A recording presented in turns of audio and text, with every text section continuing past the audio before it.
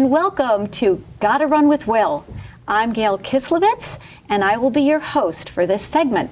Today, my very special guest is Mary Haskins.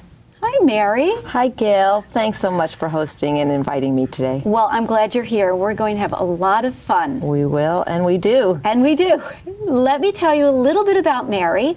She is the manager of volunteer operations at New York Roadrunners. She's also a coach for the New York Roadrunners Marathon charity team, Team for Kids, which is a group of adult runners who raise money for our youth programs. And she also is a coach for the group training at New York Roadrunners. So I think we all agree Mary likes to run. I have the pleasure of working with Mary at New York Roadrunners. We sat right next to each other, got into a lot of trouble, had a lot of fun, and it was just a hoot to come in every day and have Mary there. Mary has an effervescence that just attracts people, and it's a very welcoming quality that she has.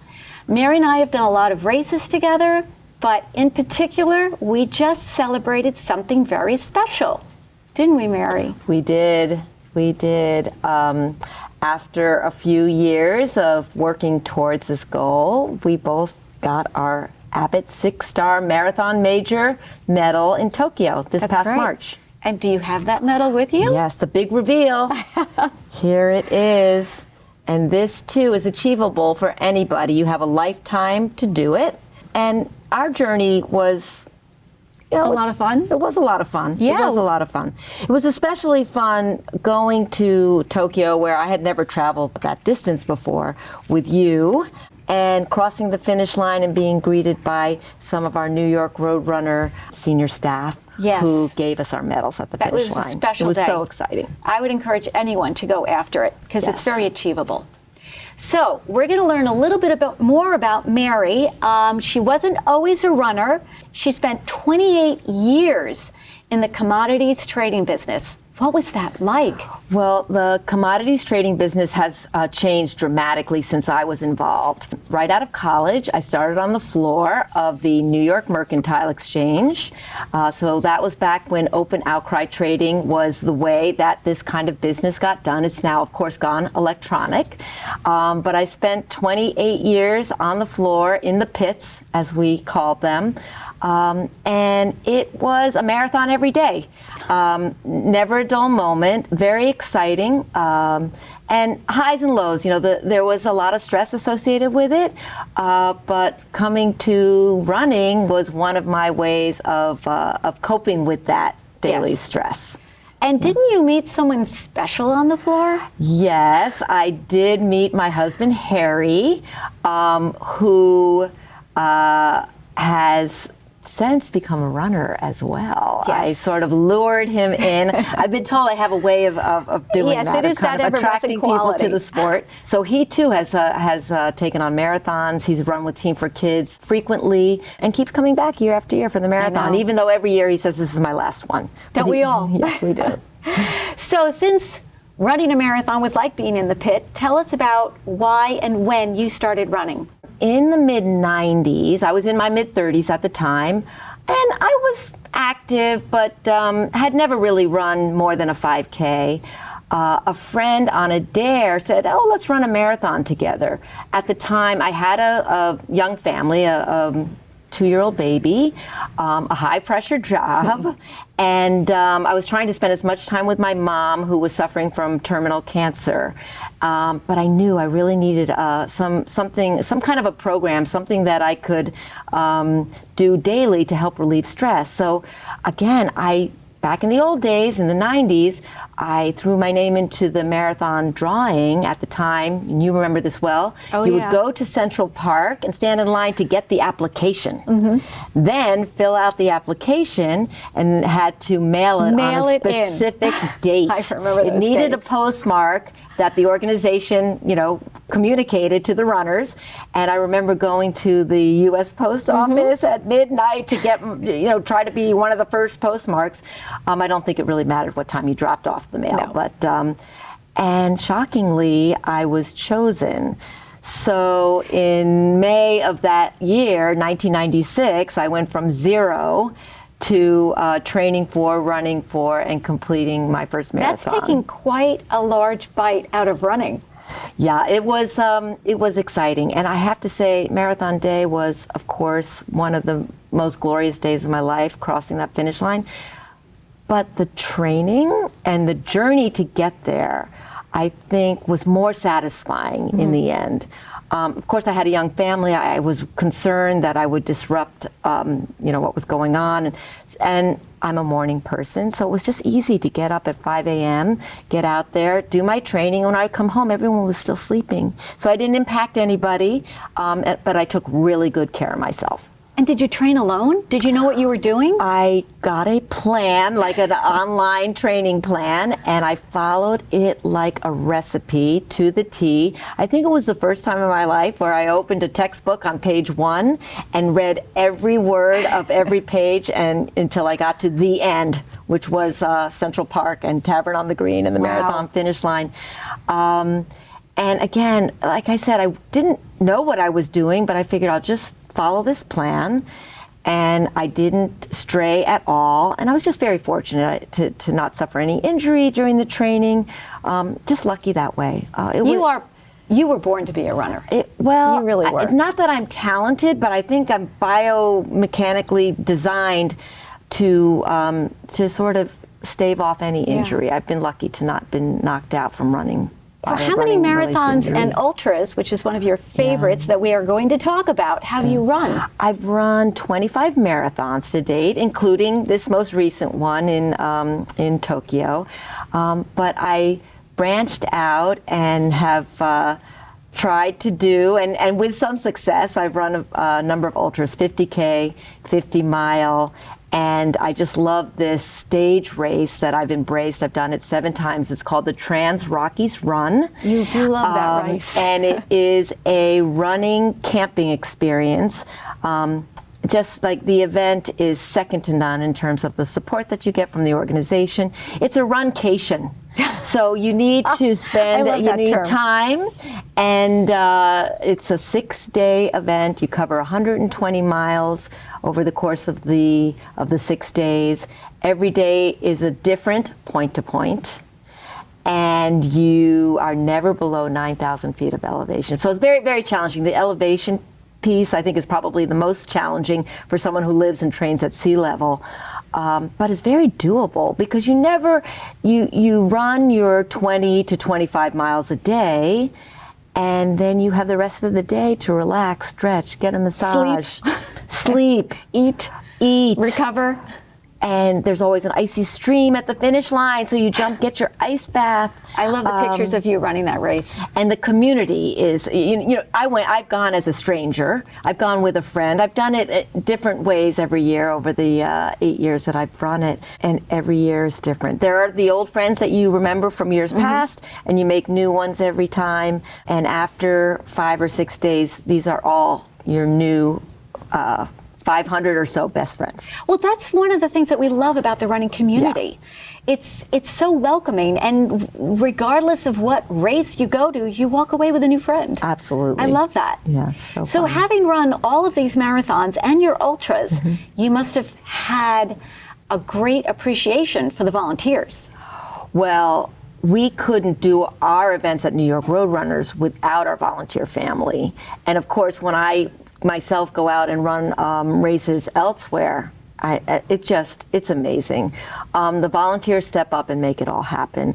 I feel blessed to be a part of the volunteer operations team. And it is a team, and it takes a team effort. We are a team of 3. And we work in the events department, and our team is responsible for the recruitment, the communication, the training, and the race day managing of the 22,000 plus volunteers that we engage annually. Number. Right? 10,000 of that number are marathon day or marathon related volunteers, because they're also volunteering at the expo and at the pasta dinner and of course on marathon day. Start, course, finish. It's an amazing operation. So, I stand on the shoulders of volunteer managers before me who built it, and we just continue to grow it. We have a very robust volunteer leadership program. And so you train them? We do train them. 200 to 300 volunteers, depending on the year, join us as volunteer leaders, and they act as managers in specific parts of because the three of us can't be everywhere, although we feel that we are and sometimes. It seems that you are. Yeah. My position over the last few years has been the volunteer manager at the start of the New York City Marathon, which I love. That's the one place where 50,000 runners come together at one time. Before we send them off on their amazing 26.2-mile journey. I always say it's almost like sending your child off to the first day of kindergarten because everyone's so anxious and they're a little nervous and they keep looking over their shoulders at you like, is this going to be okay? Yes. And you just tell them they're going to make it. Yeah, and we have volunteers that are recruited to do just that, to tell the runners where to go, where they need to be, not to worry, if Emotional they need a support. Band-Aid, where they can get one, emotional support. And it's just an amazing day. So tell me, how important is the role of a volunteer? It's so important. As I said, we could not put our events on without these volunteers. And what is so meaningful to me is I get to know the different personalities, and our volunteers come from all backgrounds. Some are runners, many are not. And we have a very strong, committed group of what I like to call professional volunteers, because I call them pros. They have other lives. They've got jobs and families and other obligations. But they're professionals because they're pros and they know what they're doing. I've learned a lot from them. I bet. And volunteers who have been with us for 40 years of marathon volunteering. We get concerned when we know that they're going to eventually retire, and how are we going to fill that pipeline with new volunteers coming up, which is why our leadership program is so important. Well, it's like your own little family within the family. It is our family, and what we try to do, because they give so much of their time. We try to celebrate them as much as we can. We love to give them gifts, T-shirts and hats and jackets and that kind of thing, but we also love to honor them. Our volunteers who serve with us annually 100 hours or more, we give them the Presidential Service Award, which is a certificate signed by the President of the United States, and it comes along with a medal that we have engraved at the Run Center with their name on it, thanking them, and we do a luncheon or some kind of a small party for that group. So if I were going to volunteer, do I get to choose among the many different tasks that I can do, and what are those tasks? You can choose. Everything fills on a first come, first served basis, and I'd like to talk a little bit about that process. So we have a 9+1 program at New York Roadrunners. Our runners can run 9 of our races over the course of a year. We offer about 60 or so to choose from, and they only need to volunteer at one. Just once. That seems so easy. And they get what we call a +1 credit for that volunteer service, and then they get guaranteed non-complimentary entry. It's not free, but they get guaranteed entry into the following year's marathon. That's amazing. So this is... Who wouldn't do that? Exactly. Who wouldn't do that? So this is an amazing resource for us in terms of our volunteer pool. But what I'd like to suggest to all of those considering the 9+1 program is do your volunteer service early in the year. We do have trouble recruiting in the winter months, as you can imagine. Yeah, that couldn't be that popular. But if you come out and volunteer early, you check that off, and then you don't have to worry about it for the rest of the year. Or you might have so much fun that you might want to come back and just for extra credit, do it again and again and again. I do remember one day in the office, it was in November, and we got a call to all go to Runner Services to man the phones, because here it was, there was 1 month left. Right. And we were getting all the 9+1 people calling in saying, I forgot to volunteer. There was only one race left, the Jingle Bell Jog, which was done. All the volunteers had already sold up. And it was a lot of begging and crying and screaming. Right. So yes, you're right. Sign up early. Yeah, it is possible to be shut out if you don't do it early. There's always the midnight run. Not the most popular for volunteers because, of course, people, want to be celebrating the new year. What are the most popular races? The Jingle Bell Jog is a very popular volunteer opportunity race. And so are all of the other races that are celebrating a cause. The Achilles race, which we just had this past weekend, is also very popular with volunteers. And as is the One for You, One for Youth event, because that is a race that celebrates our rising New York Roadrunner programs. So those ones do fill up early, but we still have plenty of room for those that are looking. You were just telling me about the Bronx 10 miler. Yes. And that's a popular one because it has some fringe benefits? Well, it's actually not the Bronx 10 miler, but we do offer for the Staten Island half. That's the one that you're thinking of. We offer a volunteer credit and a race credit. The Staten Island half is difficult for us to recruit volunteers to, just because it's distant. You have to take the ferry to get over there, and people are training for the marathon, and that's a big marathon training weekend.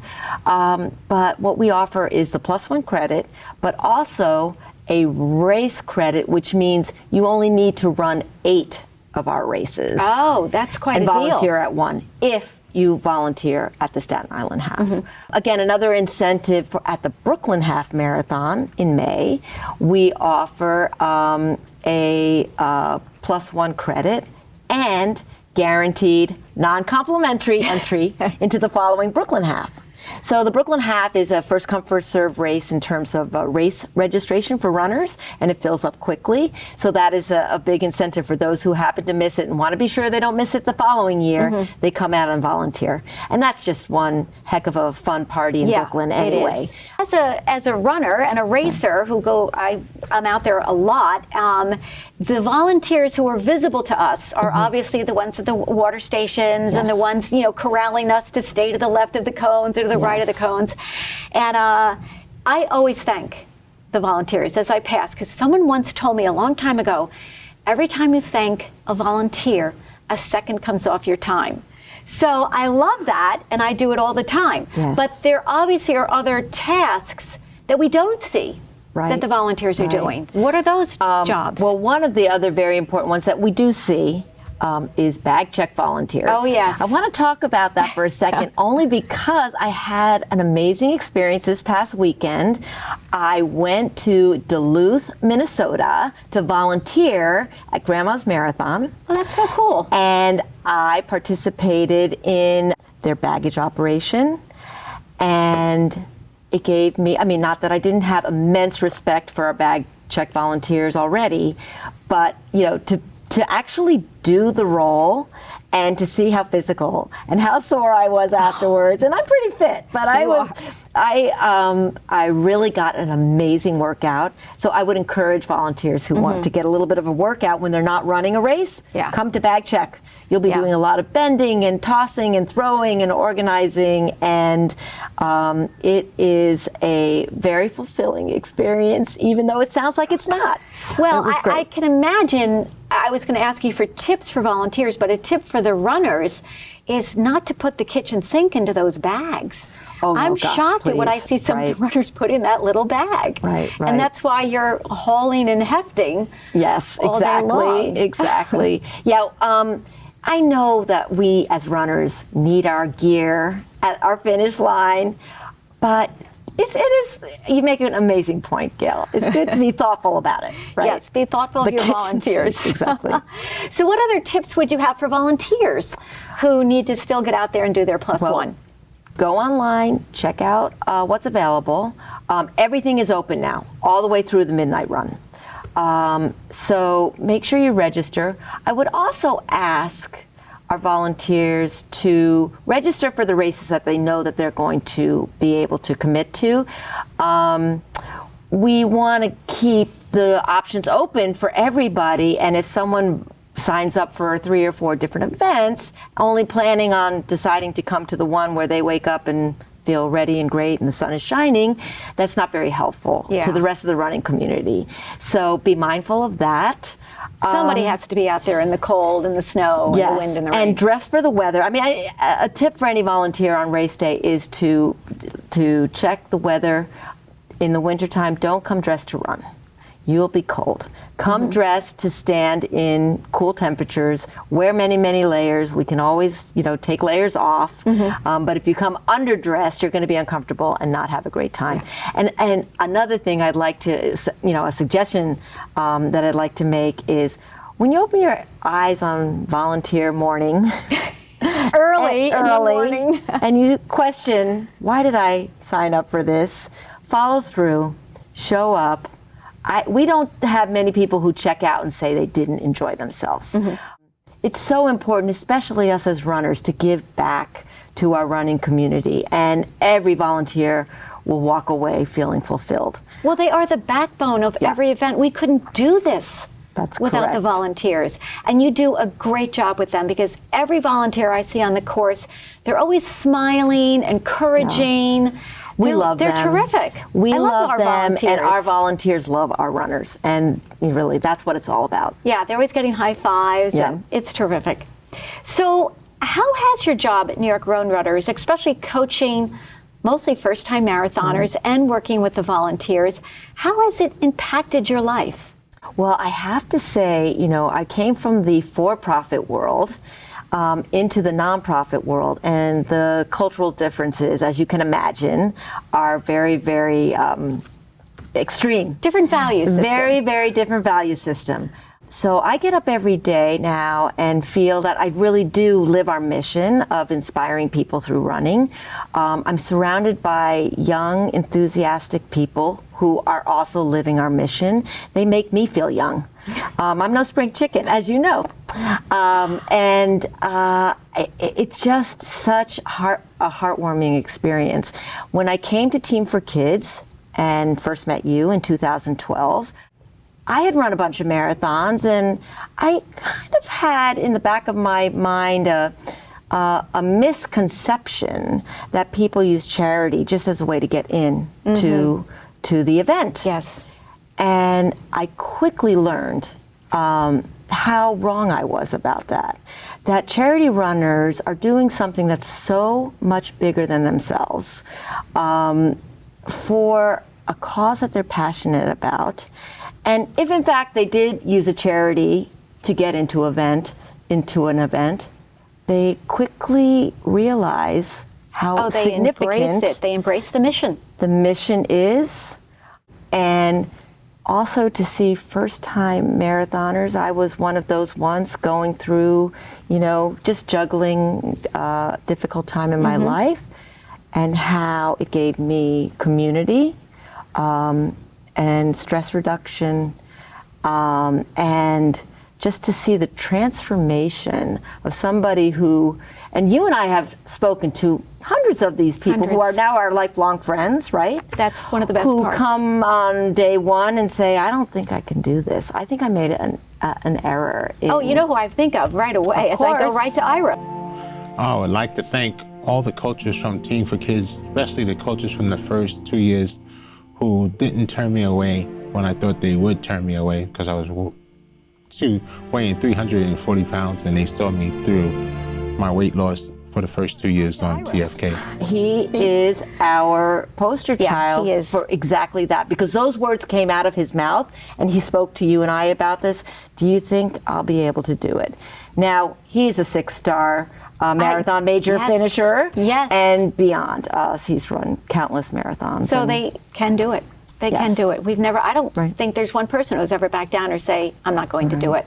And the lifelong friendships that our first year, we had an amazing team. Very bonding. Yes, and that was the year that the marathon was canceled because of Hurricane Sandy, and that made that group closer. Yes.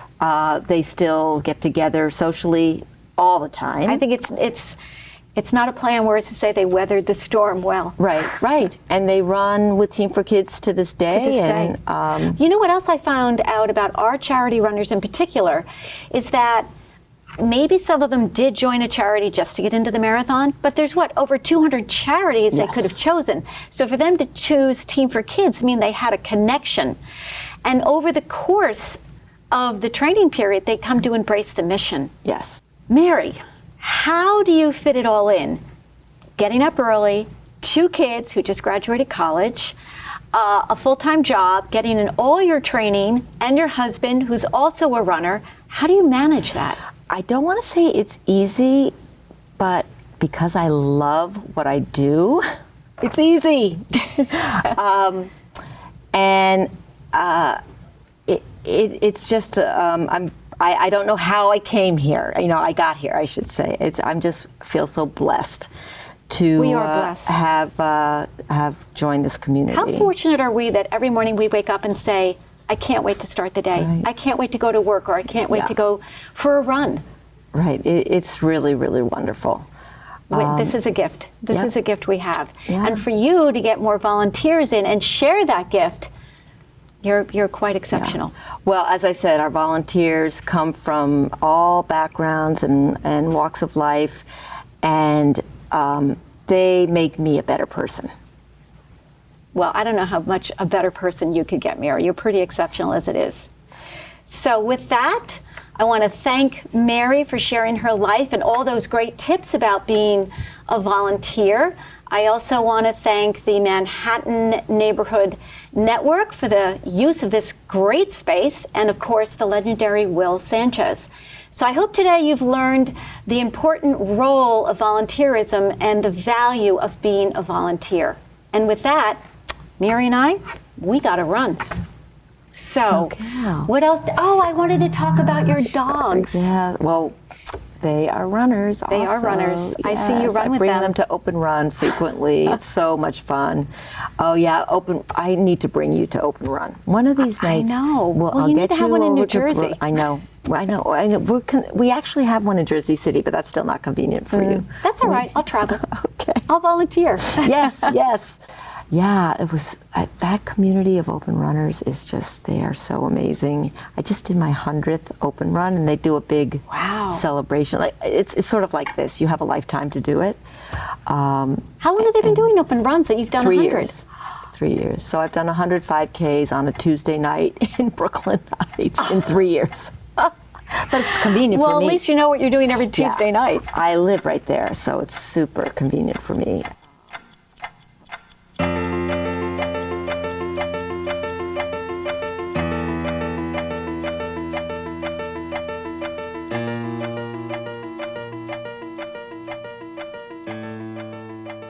I have just spent the most delightful afternoon speaking with my dear friend, Mary Haskins.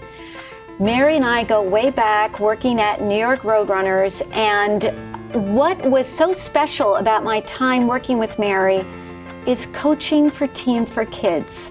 And I actually might cry because it was some of the most memorable and enjoyable moments of work. I can't even call it work, but it was working with a team of mostly first-time marathoners who on that very first day of practice came to us shaking and nervous and looking at us with those big eyes and saying, I don't think I can do this. Can I really run a marathon?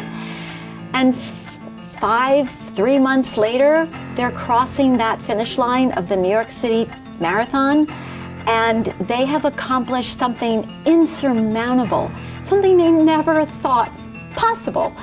And it was through Mary and all the coaches that they made that possible. And it's a lifeline of friends and a journey that changes everyone's lives. It changed my life, and I know that it changes all the lives of people who run for Team for Kids. And we stay connected, and we stay a family, and we run together even when we don't have to. Mary and I just ran the Tokyo Marathon together, and that's an experience I will never forget. So running is a gift. My friendship with Mary is a gift. And every day I just feel very blessed to have this life. Gotta run!